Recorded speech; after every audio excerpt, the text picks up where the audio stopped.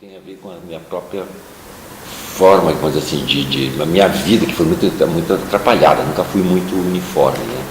Por exemplo, eu não desenhava, eu tenho um defeito físico nas pernas bem acentuado, desde que eu era 10 anos. Isso me fez que eu ficasse sentado muito tempo observando, olhando, não brincar, até a minha última cirurgia. Foi alfabetizar muito tarde. Isso tudo estou contando, isso tem tudo a ver com desenho. Sim. Só que essa questão de eu ficar muito tempo parado e não ser alfabetizado, eu tinha 2 irmãs mais novas que eu, e as meninas já estavam lendo no colégio, e eu me sentia complexado, machista, né? Uau, que elas sabem ler e eu não, né? E aí eu comecei a fazer uma coisa, fingi que lia, pegava livros e contava histórias. Só que naquela história que eu, na verdade, eu não lia, eu ficava inventando. E aí eu ficava pensando, quando eu aprender a escrever, eu vou ser eu não sabia o nome, era escritor, coisa assim, eu quero ser um contador de história. Esse contador de história, que eu me referia, tinha a ver com as revistas que a gente lia, que era uma revista chamada Varinha Mágica. E nessa Varinha Mágica tinha um texto e as imagens.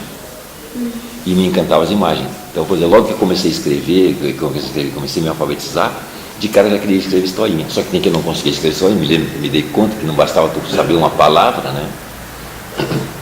Não bastava tu conhecer as palavras para te escrever um texto, coisa era muito mais complicada. Então eu escrevia 2, 3 palavras, às vezes escrevia uma frase e fazia desenho. Então aí comecei a desenhar pra caramba. Assim, né? Eu trabalhava daí já com 15, 16 anos trabalhando por aí, mas nunca desisti de desenhar. Sempre, eu não sabia que tinha essa história de artista, eu vou ser um desenhante. Né? E um dia eu estou trabalhando na casa de um cara, e o cara olhou meus trabalhos e disse, temos aqui um artista, e aí ele me deu o endereço do Ateliê Livre. Naquela época tu estava trabalhando no quê? Em obra. Eu já tinha sido, nessa época, assim, eu perdi a mãe muito cedo, então muito cedo comecei a trabalhar. Eu trabalhei, antes disso eu já tinha trabalhado como ajudante, verduleiro, um carrinho vendendo uma verdura, já tinha trabalhado com engraxate, já tinha metido com outro meio, mas sempre com essa coisa, eu quero ser desenhista, quero ser um desenhante, quer dizer, ou contador de história, era uma coisa ou outra. Quando o cara me disse isso, eu vou para o Ateliê Livre, do ateliê, lá em cima, no alto do mercado, isso é 66, eu fico com muita vergonha de bater na porta, entrar. Até um dia eu estou esperando na porta, o Nestor Tavares, que depois virou um professor, que na época era contínuo, não entra. E aí comecei a frequentar o ateliê. Aí voltei a estudar, depois o artigo 477 me proibiu de continuar estudando, o negócio da ditadura. O que aconteceu ali que tu teve que parar de estudar? Sim, aí foi uma coisa muito tarde, então estou com 17, 18 anos, eu estou recém fazendo o que seria hoje a 7ª, 8ª série, né, coisa do ensino fundamental.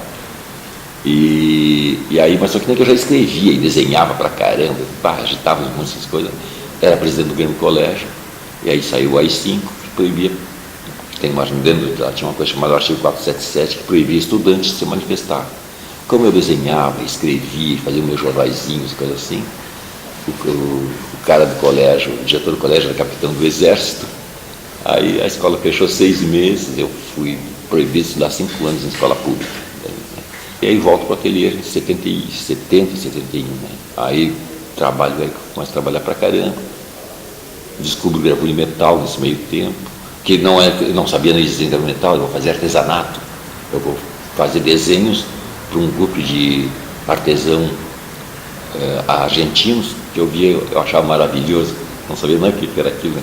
Eu achava eles botando uma água, na Praça da Alfândega, para mim era água, despejava água numa chapa de metal e saía uma fumaça cor de laranja e verde, eu achei aquilo barato. Aí fiquei sabendo que aquilo era assumido, que a chapa era cobre, e eles faziam uns desenhos muito rudimentares, e aí eu sabia desenhar, fizemos negócio, eu desenhava para eles, na chapa de metal, eles me davam o material. Até que o dia da Danúbio disse, não, tá fazendo gravura de metal, eu escondi aquilo. E aí quando viu todo ele imprimiu para mim, eu me deslumbrei com a gravura metal. Que a gravura metal, a gravura, eu acho que em geral para mim, vai abrir uma porta, uma possibilidade, que depois mudou essas ideias, assim, né? Eu queria imprimir. Como eu queria ser um contador de história, tinha que ser impresso. Aí fiquei um tempo no ateliê e, obviamente, nunca mais parei até o dia que desisti de ser artista. Eu entendia que trabalhar com arte era uma coisa nobre. Eu achava que era uma coisa maravilhosa, que arte é uma coisa para te compartilhar com o teu semelhante, de troca, de crescimento com o indivíduo, né? Não sabia nada dessas filosofias e estatísticas e histórias e mercado de arte. E aí eu era meio atrapalhado nessas questões, né? Aí fiz uma exposição chamada Exposição. E decidi, não trabalho mais com arte. Não quero mais participar de nada. Não quero mais trabalhar com arte. Não quer dizer que eu não queira fazer mais nada. Foi o tema de perguntar, foi uma coisa muito boa para mim, de certa maneira. Que daí já não tinha mais os bretes que, no meu entendimento, as artes têm, que está cheio de modismo para cá e para lá. Aí então me arrisco fazendo cinema, fazendo história em quadrinho, trabalhando com terra, trabalhando com lixo. Como não tenho mais compromisso em nada, eu não sou nada. E não sendo nada, pode ser tudo que tu quiser. Essas duas imagens que eu vi aí, né, aquela que está assim, são trabalhos bem antigos, muito antigos, são trabalhos pequenos, que tem uma relação, as duas imagens daqui, né, tem uma relação direta quando eu estava mexendo, quando eu estava começando a me arriscar a mexer com algumas coisas, com cor, e com uma influência muito grande, eu não fazia chino nessa época ainda, né, e com uma influência muito grande da gravura em metal. Tanto que, se olhando o original deles, eles tem muito betume, que é um material que tu usa muito na gravura em metal.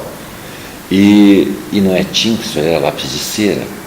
Eu sempre tive muita dificuldade por questões sociais, econômicas, de material, sempre foi muito caro. Então, o que muitas vezes chamam de criatividade é a busca de querer trabalhar e fazer algumas coisas, e tendo falta de material, aí tu vai em busca de... A última exposição que eu fiz, quase todo o material que tem ali é fabricação minha. Olha, precisava de tela, coisa grande, era cara. E aí eu chegava perto da pintura a óleo. Eu desenhava com pastel oleoso sobre ela. Aí nessa aula eu ia fazer pastel oleoso, então eu fazia com meus próprios pastéis. Para ter uma questão de massa maior, e depois que desenhava vinha com pincel e tinta em cima, diluindo. Coleciono terras, né? Eu junto terra, decanto ela, limpo dela, transformo em pigmentos. Depois transforma em tintas, conforme a tinta que você vai trabalhar, muito resto, e trabalho assim com muito material, eu acho, desde pó de mármore, cimento, e tudo eu vou botando na tela, assim. Eu sempre fui muito de improvisando, buscando alternativas. Como eu não deixei de ser artista, né, não tenho mais esse compromisso com algumas questões muito fechadas, eu produzo muito. Então eu escrevo pra caramba, tenho um monte de textos. Eu não tenho aquela coisa, hoje eu vou produzir. Não fica separado uma coisa da outra. Eu vivo rabiscando, rasurando e tomando nota. Eu sou que nem vaca. A vaca dá leite e ninguém pergunta se aquele leite vai ser tomado, vamos dizer, ou vai ser feito manteiga ou queijo. Ela dá leite. Porém, se ninguém deixar aquele leite e se ele não for colocado... feito manteiga, a vaca vai empedrar e ela morre. Então, eu faço porque preciso fazer, fim de papo. Se vai ser arte, não é outro papo. A técnica, para mim, é ferramenta. Ela, para mim, não é que ela defina. Tem gente, hoje em dia, está tudo, principalmente na questão, dessas questões mais contemporâneas, eletrônicas, aí é tudo clean, quase um som sonoro incolor. Esse mundo fede. Você começa a falar, começa a dizer besteira, que eu me entusiasmo. Esse mundo fede, e o mundo danado, as relações sociais, as relações humanas são terríveis, a gente vê por aí, sim. Me complica quando eu vejo, não me sinto tranquilo quando eu vejo o meu semelhante dormir na rua, numa coisa assim, sem ter o que comer.